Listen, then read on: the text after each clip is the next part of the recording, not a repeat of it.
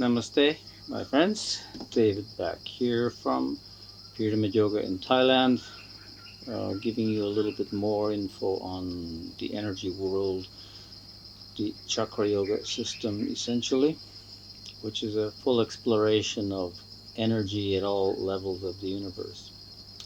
I wanted to speak about one of the dimensions actually of the universe, which we don't always consider as a dimension. In fact, we don't consider it that much at all, except in some ways where it's always passing by, we don't have quite enough of it. This is the dimension of time. You know from whatever schooling you had that we consider ourselves to be in a three-dimensional universe. We have the point, the line, the two lines giving us two dimensions on a flat piece of paper, and then this comes into a third dimension when you add another line going perpendicular to those. You end up with a cube. So it's three-dimensional, and you can look at it from different angles. And the world that we're living in here is three-dimensional, at least, because we have this dimensions of things. There's thickness, there's density, and such things that come with what we consider to be material reality. Now, if you didn't have the dimension of time added to this, everything would simply be frozen because there would be no change, no passage. There needs to be a time element thrown in, and that is the fourth dimension. The objects then have motion. Without time, there is no motion. So these are interdependent qualities. And because we're living in this four-dimensional space, we see life going by, maybe we can see lifetimes going by, whatever, depending on our consciousness, our state of awareness. So in the Akashic field, what they call the Akashic records in India, a dimension which they say is beyond time. It's fine that they say that, but I'll tell you a story about that after. When you step beyond time, you realize that we're here seeing time go by day.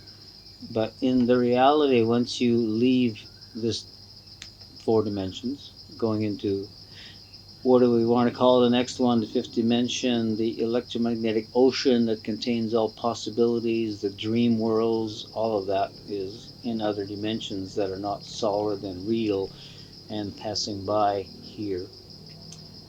So in that regards, I had an experience in my early years of yoga where I had done the first course at Ananda Ashram, and I had learned about these things, and I had learned about the yantra system, which is a way of calculating the chakra energies that you have in your reality. You're born into a set of chakras, and you don't have all of them. You have to work on the ones that you don't have to enable them, to empower them.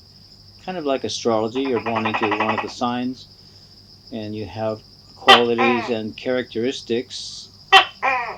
You hit my gecko? He's good. He eats mosquitoes for me. But he also poops on the floor a lot. That's okay. So after this first, call it a semester, first term at the ashram, I had learned all of these things, and I was contemplating the possibilities and concepts. And of course, we had learned a lot of technique. It wasn't just theoretical. There's a lot of practice.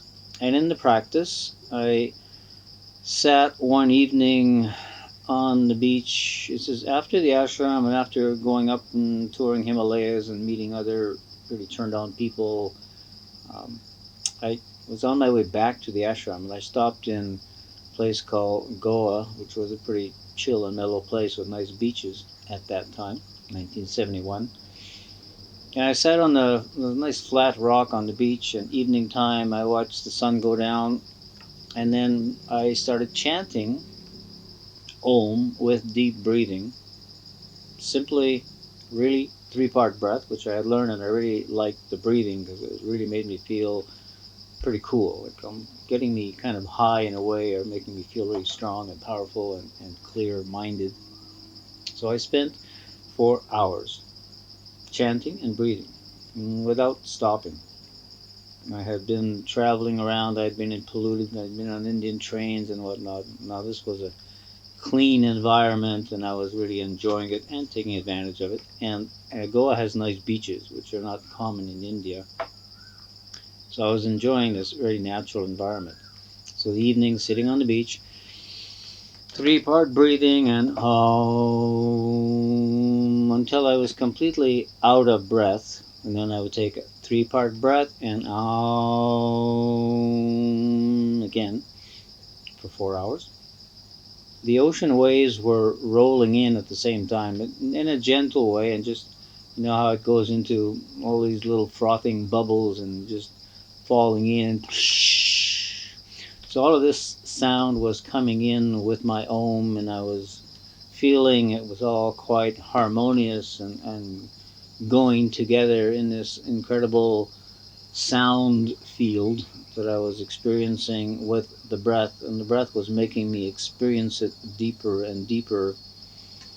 After some time, I felt a merging of my vibrating the Om with the sound of the waves, and it became more acoustic and almost like reverberations to it, and I felt my consciousness and mind kind of being propelled out of my body and going off into space.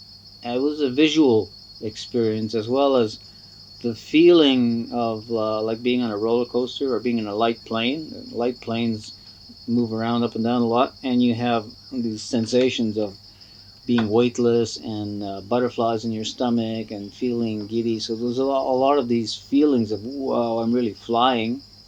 Very strong feelings. And my visual sense was seeing that I wasn't going that far out in space, but I was out in orbit. I was looking down at the whole planet, and I was just flying around up here with this sense of blissful laughter at, wow, this is pretty cool. I can see the whole world from up here. And as I traveled around the world in this orbit, I was looking at the different continents and different places, and I came to this realization that if I were to go back down to the planet over here, I would be in the 17th century. And if I decided to come down over here, I would be in 2500 years ago in the time of Buddha. And I could see these scenes of Buddha and his disciples here, and I could see European civilization over on this other side in the 17th century, and I could see the pyramids of Egypt, and I could see North America, and when it's in this pristine state of the natives were still there, white man hadn't come yet. And I was just realizing these are all different times, and from where I am up here, it's all possible to go in and call it reincarnate. I had, recently enough learned about reincarnation, and I felt when I got to India, hey, I've been here before. I recognize this place completely. It's absolutely familiar. Anyway, with that, as I looked at the globe and going around in this orbit and the feeling of I am beyond time because I'm looking at these different centuries, these different millennium, these different epochs of human civilization in time, but I'm seeing it all from where I am here. But they're centuries apart, or thousands of years apart. So this realization of being beyond time, and that when you're down there in the world, we are seeing time go by day, month by month, and year by year. But here it's all the same time. And I was having such an amazing experience of flying around. It felt like hours of flying around in this orbit, totally enjoying every second of it, if there was a second. Beyond time, what is there? And after a while, um, realizing all of this, and seeing these different civilizations and different eras of time, and it felt like a while, like flying out there for hours, and eventually I came back down through the atmosphere and landed back in my body, which was still sitting on the rock in the beach in Goa. And I just landed and went, whoa, far out. That was really far out. And I was giddy and laughing and just in a blissful amazement. And I was walking around for the next 3 days in this blissful state of realization that there is a whole other way of perceiving reality that is beyond the timeline that we're stuck in when we're here on earth and experiencing, one day at a time. So the experience was my first out of the body experience, and it was, I could say, mind blowing is a mild term for that. It took my consciousness way beyond the mind into a vision of reality, which is what I had seen kind of described in what they call the Akashic Records, a place where past, present, and future are all existing at the same time, which we do not perceive when we're down here in the illusion. And of course, it is called an illusion in India. And I was very much in India, traveling as a sadhu at that time. So part of the whole spiritual scene of India. In retrospect, looking back at it later, I saw that when we have, I went through the phase of having VHS recordings and on films and movies, and then we got into the cassette tapes and then the CDs, and now simply MP4 files. You can download a movie, okay? My point is, let's say you have a CD or a file on your little flash drive. You're looking at a movie. Well, the beginning and the ending of the movie are already there. But when you watch it, you go from the beginning and cruise all the way through until you come to the ending, and maybe it's a happy ending, and whoopee, great movie. So the reality check there is that this is reality. In the timeline of the universe, everything already exists, past, present, and future. And our consciousness comes in to experience it piece by piece along this timeline.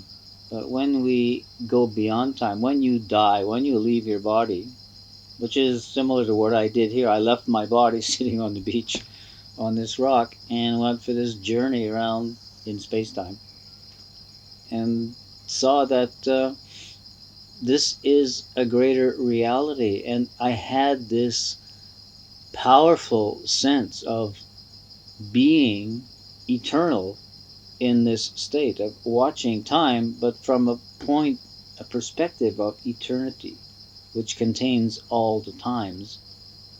And this really was such a profound experience.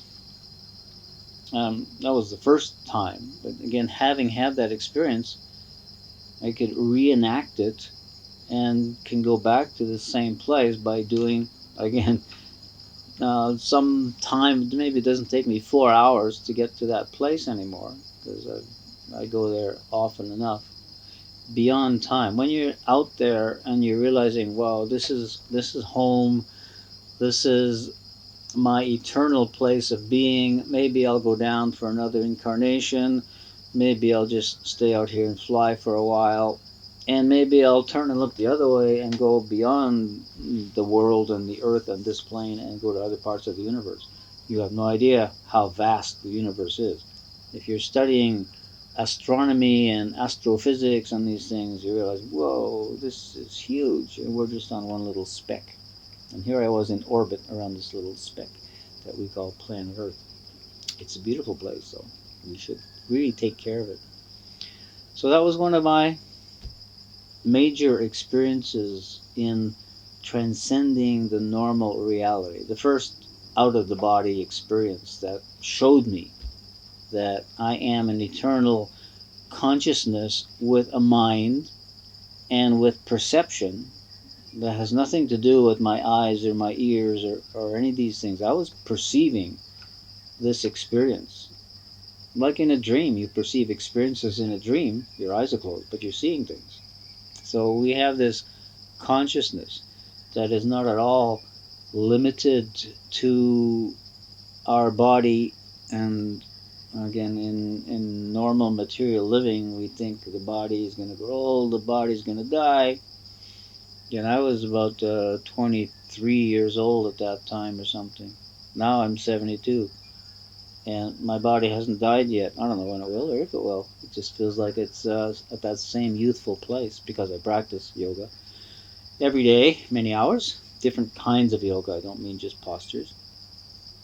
And some of what I do is every early morning at 3 or 4 o'clock, I get up and I do these meditational practices that allow me to touch back into this scene beyond this world. And again, every time it's like, oh wow, I'm in this eternally blissful place, and this is my home base. And when I decide to leave the planet, I'll come back here for a while and decide where to go from here. So, time, the fourth dimension, and stepping through it. When you get into the field of yoga and study the fourth chakra, it has 12 petals, and on those petals are the 12 signs of the zodiac. And when you go into the fourth chakra, into the center, and really dive into it, you go through this place into the timeless realm. When you're coming outside, you're back where the signs of the zodiac are. 12 signs, 12 hours in our day, 12 tribes of Israel, 12 apostles. 12 is a recurring figure in our human mathematics and our symbolic system for a reason. It has to do with time. And in that fourth chakra, we can go deep enough into it to step beyond time. And there are techniques for doing this that are connected with the breath, and the breath and the lungs are also connected to the fourth chakra, of course. Heart, lungs, and our autoimmune system, all of which work on the same energy. So if you ever want to go for a journey out of your body, you can come to the Pyramid Yoga Center in Thailand and learn how to do these things. We have nice facilities to do that. We have a sound temple where you can go through these kind of experiences, and we're just 5 minutes away from the beach down there. If you want to leave your body sitting on a beach, I can go check on it if you want. So think about these experiences. I'm just sharing an experience which I didn't share for many years. I didn't tell anyone about this experience. This was Swami Gitananda's advice. When you have a really intimate and far out spiritual experience, keep it to yourself. If you try and share it to people who haven't had these experiences, you might lose it. Their disbelief will make you lose it. So I didn't share it for decades. But when I started doing yoga teacher trainings 30 years later, I thought, well, now is the time. It doesn't matter to me whether people believe the experience or not, but it is my experience, and there's no questioning in my mind, because it is, from the scientific perspective, it's a recurring. You can reproduce the experience. It didn't just happen, but as it happened unexpectedly with my hours of chanting, I was, wow, pretty far out. And now realizing, well, the yoga practice of doing a fair amount of yoga practice, and then hours of chanting and breathing without stopping, can reproduce this same scenario. So that's my little story of the fourth dimension and going beyond the fourth into the multi-dimensional universe, which is really how it feels when you're out there. What are the dimensions? What are the dreamscapes, dream time, other realities, and all of this? When you're out there, you realize it's infinite possibilities.